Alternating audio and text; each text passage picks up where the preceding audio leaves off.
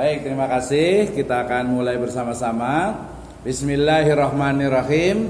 Assalamualaikum warahmatullahi wabarakatuh.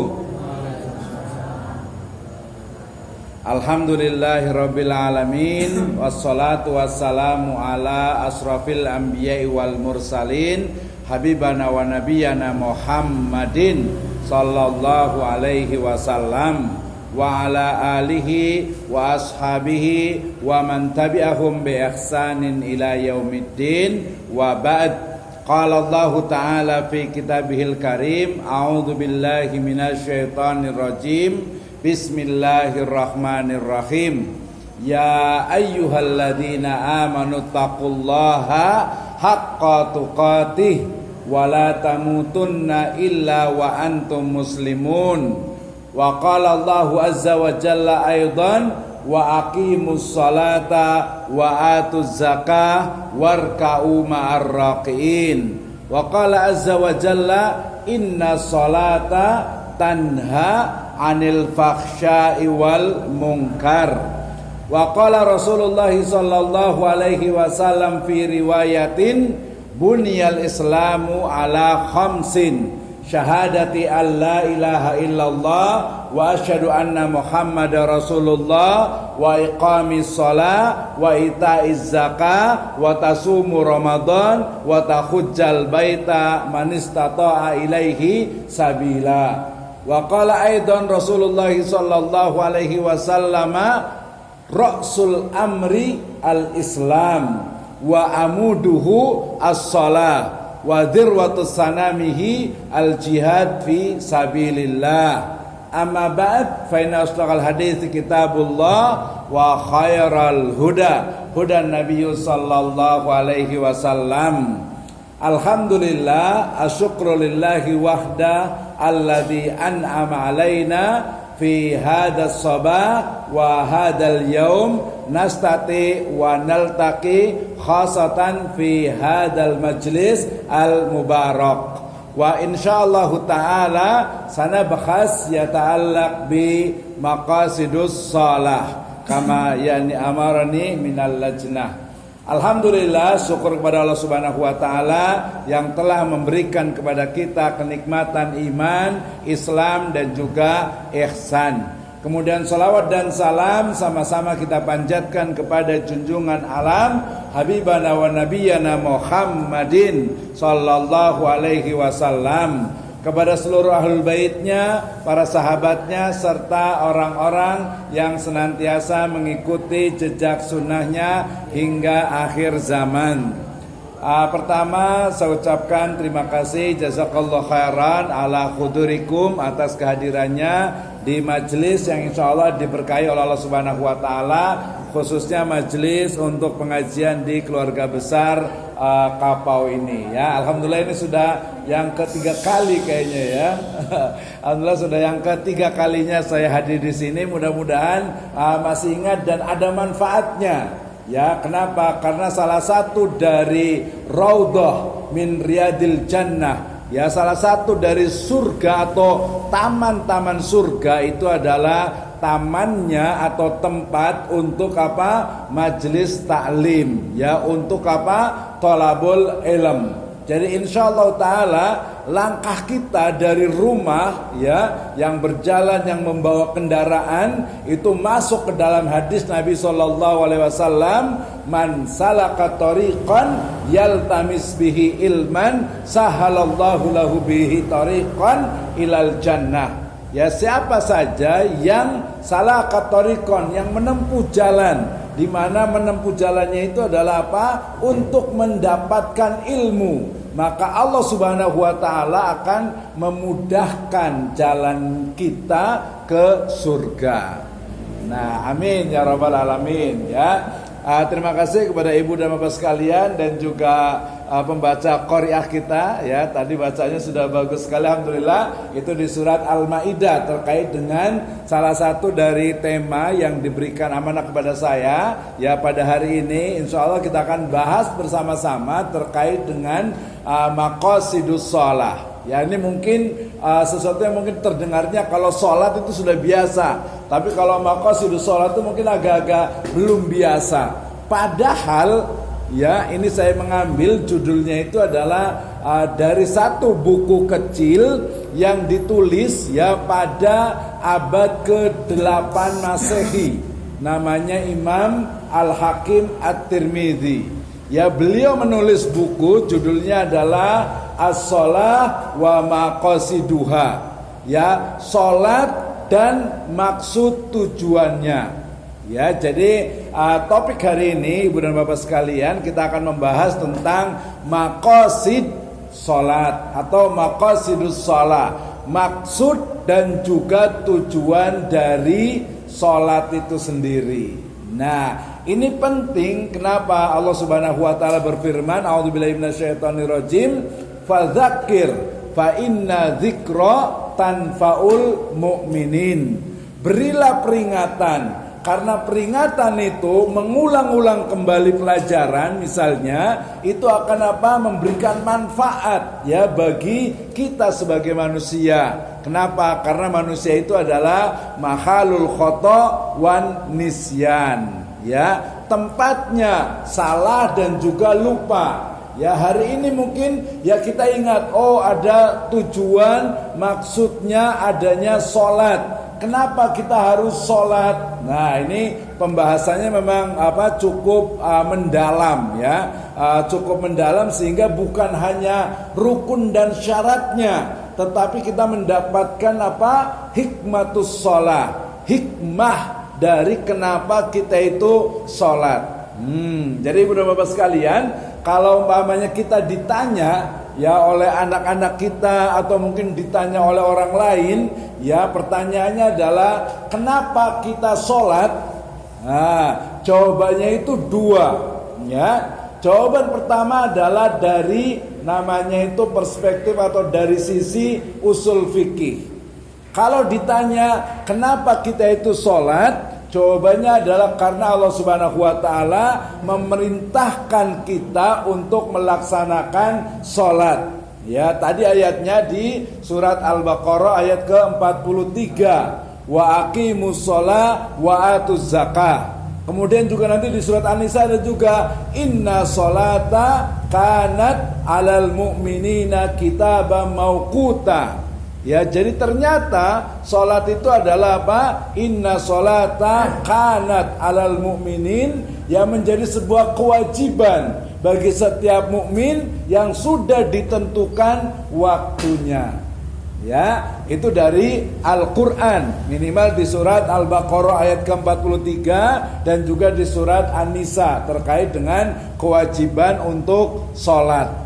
Sedangkan dari hadis Nabi SAW, ya kita sudah sering mendengar sekali hadisnya, riwayatnya Imam Muslim, di mana Rasulullah SAW bersabda, bunyal islamu ala khamsin. Ya, Islam itu dibangun atas 5 perkara. Ya, pertama adalah Pertama adalah syahadat. Ya, bunyal islamu ala khamsin, syahadati alla ilaha illallah. Jadi Islam itu ya pertama itu syahadat, bahwa saya tidak ada ilah, tidak ada sesembahan yang berhak disembah kecuali Allah Subhanahu wa taala. Kemudian wa iqamus shalah, melaksanakan mendirikan salat. Kemudian wa atuz zakah, menunaikan zakat. Wa tasumu Ramadan, saum puasa di bulan Ramadan. Wa tahujjal bait man istata'a ilaihi sabila. Jadi itu yang disebut dengan rukun Islam. Ternyata rukun Islam yang kita pelajari itu memang sumbernya dari hadis Nabi SAW. Ya, nah kemudian yang lain juga banyak juga, bahwasanya sholat itu adalah kewajiban, sholat itu adalah misalnya cahaya, sholat itu adalah satu ibadah yang khusus dan lain sebagainya, menunjukkan bahwasanya sholat itu adalah sebuah kewajiban. Itu jawaban yang pertama. Namanya jawabannya itu pendekatannya adalah fikih dan usul fikih. Kenapa kita itu sholat?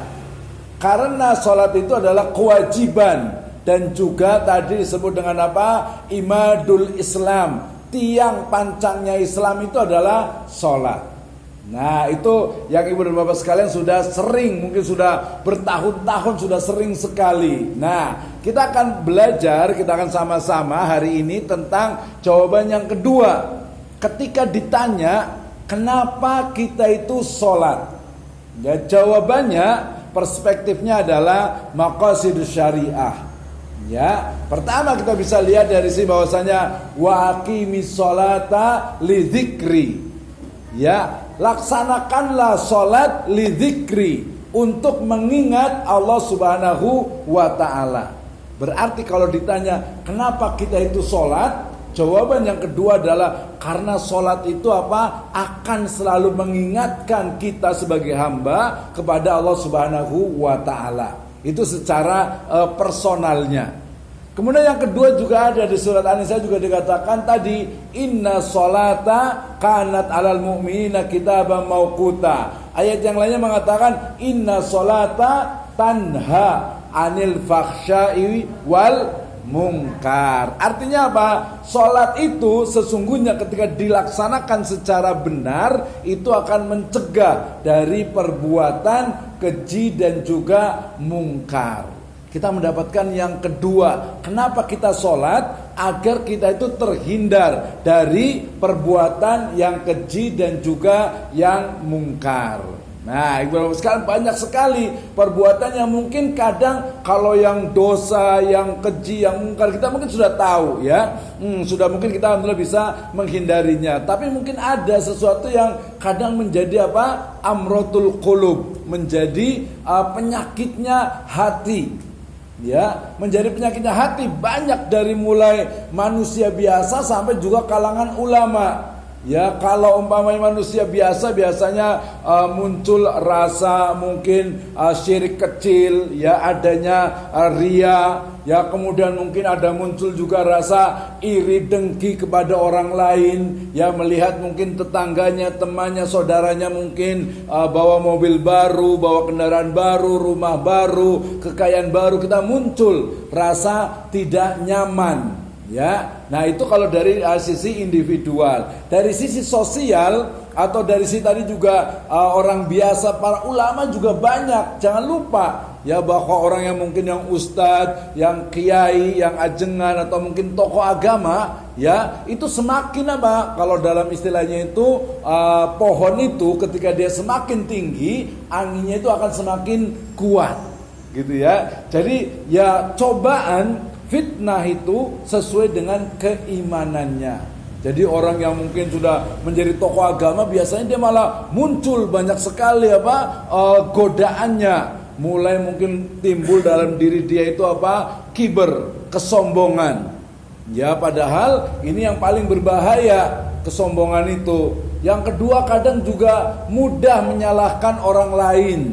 Ya merasa dirinya paling benar. Ya, kemudian melihat orang lain berarti salah, yang berbeda dengan kita itu salah. Nah, ini penyakit-penyakit hati yang ada pada tokoh-tokoh agama, pada tokoh masyarakat, atau mungkin juga orang-orang tertentu. Nah, kembali ke tadi berarti ketika ditanya kita kenapa kita itu sholat, jawabannya adalah karena sholat itu akan mengingatkan kita kepada Allah Subhanahu wa ta'ala. Sholat itu akan mencegah dari perbuatan keji dan mungkar. Yang ketiga bahwasanya sholat itu tadi disebut dengan apa? Imaduddin. Ya, artinya apa? Imad itu artinya tiang. Ya, tiang agama. Sehingga kenapa kita sholat? Dengan sholat kita menegakkan agama Islam ini. Ingat dalam hadis Nabi SAW pernah bersabda bahwasanya al-farqu bainana wa bainahum as-shalah wa man tarakaha faqad kafara. Ya, perbedaan antara orang Islam dengan orang yang non-Islam itu adalah sholat. Siapa saja yang meninggalkan sholat maka dia sudah berbuat dosa besar. Ya tadi kalau terjemahnya adalah sungguh dia itu telah kafir. Tapi ayat yang benar bukan kafir duna kufrin, bukan kafir keluar dari Islam, tapi orang yang meninggalkan sholat dia itu sudah melakukan dosa besar. Ya termasuk al-kabair. Nah, merujuk ke sini berarti apa? Yang namanya sholat itu, ya sholat yang selalu kita lakukan itu adalah tiang agama, berarti harus dilaksanakan. Demikian juga salah satu sholat itu adalah taqarrub, ya beribadah kepada Allah Subhanahu wa Ta'ala. Nah, kita diingatkan dengan firman-Nya dalam surat Al-Dzariyat ayat ke-56. Ya, a'udzubillahi minasyaitonirrajim. Bismillahirrahmanirrahim. Wa ma khalaqtul jinna wal insa illa liya'budun. Makanya udah hafal semuanya ini ya. Dzariyat 56 berarti kita itu memang hidup itu ya, kita muncul, kita ada di dunia ini ya untuk ibadah.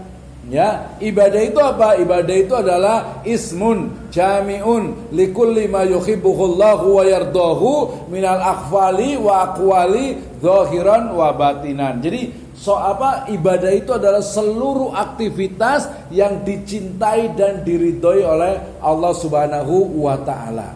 Nah, nanti ada yang namanya ibadah mahdhoh. Ibadah mahdhoh itu artinya ibadah yang sudah ditentukan waktunya, tempatnya, kemudian juga syarat-syaratnya. Salah satunya adalah as-shalah.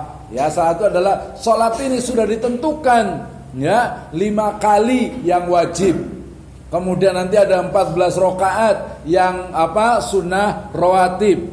Ya, mau nambah lagi pagi-pagi bisa salat syuruk, ya setelah matahari terbit, ya kemudian sholat duha mau berapa rakaat, kemudian qobliyah duhurnya, kemudian ba'diyahnya, ya kemudian qobliyah asar lagi, qobliyah maghrib ba'diyahnya, qobliyah lagi isya ba'diyahnya, sholat tahajud witir, ya sebanyak-banyaknya. Jadi Islam itu memang sangat ya'lu wala yu'la alai, sangat lengkap. Mau yang paket hemat, ya udah berarti sholat 5 waktu itu wajib, gitu ya, nggak bisa berubah. Tapi ada waktu kosong nih, ya udah tambahkan dengan rawatib. Wa man sholata arba'ata rakaat fil yaumin walahu bunyal baitan fil jannah. Ya, siapa saja yang mampu untuk sholat 14 rakaat selain sholat sunnah yang wajib, maka dia sudah akan dibangunkan rumah di surga. Nah gitu ya, itu sholat. Kalau yang puasa juga sama. Puasa dari mulai yang wajib berarti Ramadan. Mungkin nanti ada yang saumnya itu adalah puasa nazar, ya itu juga wajib. Atau mungkin ketika haji melanggar had, itu juga wajib. Kalau yang mau sunnah berarti mulai dari puasa Senin Kemis, ya. Kemudian juga puasa Ayyamul Bait 13, 14, 15 sampai kepada puasa Daud. Gitu kan ya, sehari puasa, sehari tidak, sehari puasa, sehari tidak. Ya, nah itu sangat lengkap sekali. Ya belum lagi nanti amalan-amalan yang lainnya. Nah, berarti minimal kita dapatkan 3 contoh dari kenapa kita itu sholat. Nanti kalau dari sisi berjamaah, biasanya kalau yang laki-laki ya disunahkan, artinya dianjurkan untuk sholat berjamaah di masjid. Ya ibu-ibunya juga boleh, tidak boleh dilarang juga, silahkan saja. Tetapi kan karena mungkin ibu-ibu juga banyak pekerjaan dan lain sebagainya, sehingga ya tidak wajib. Kalau wajib ya nanti sangat merepotkan. Padahal apa? Islam itu adalah ad-dinun yusrun. Islam itu adalah agama yang mudah.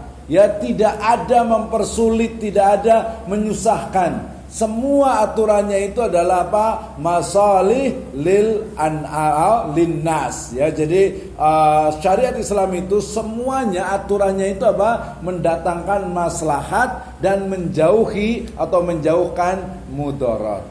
Nah ya, jadi serius sekali ini tentang maqasidus shalah. Jadi maqasidus shalah itu adalah maksud dan tujuan dari syariat, khususnya terkait dengan sholat. Kenapa kita itu sholat? Ya jawabannya karena kita sudah di level udah tahu wajib jelas ya. Kenapa kita tuh sholat? Jawabannya pertama, sholat itu adalah ibadah kepada Allah Subhanahu Wa Taala.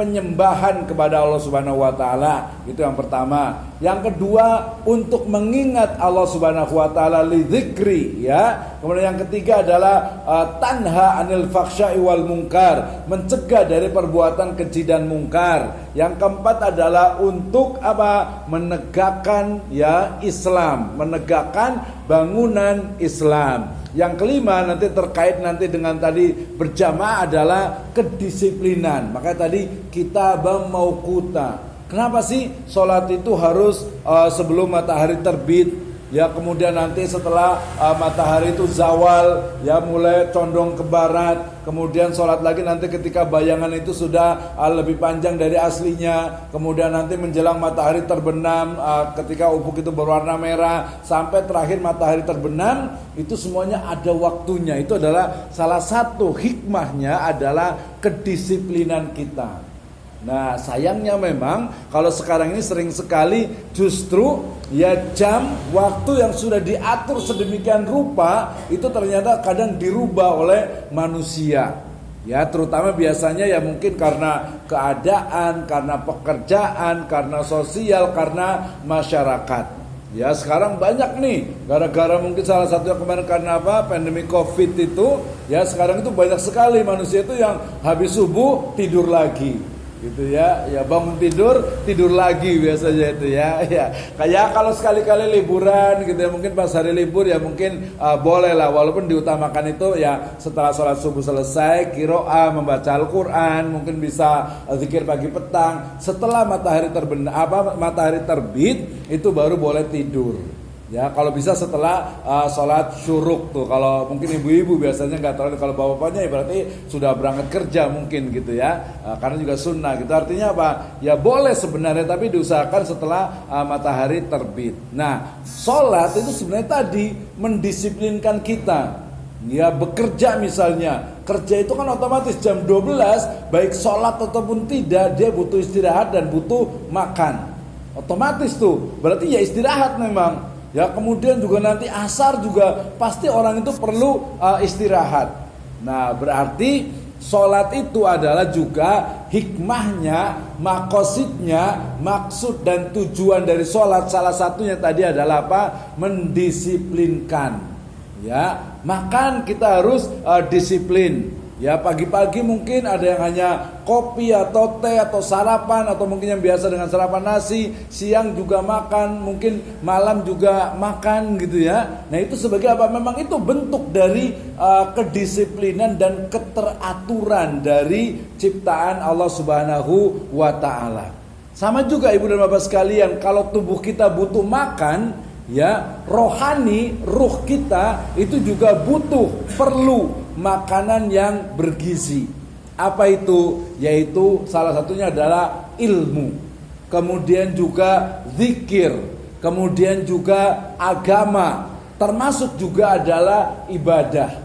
Ya, sehingga ya pada level tertentu sebenarnya sholat itu bukan sekadar kewajiban, tetapi sholat itu adalah sebuah kebutuhan untuk kita. Kenapa?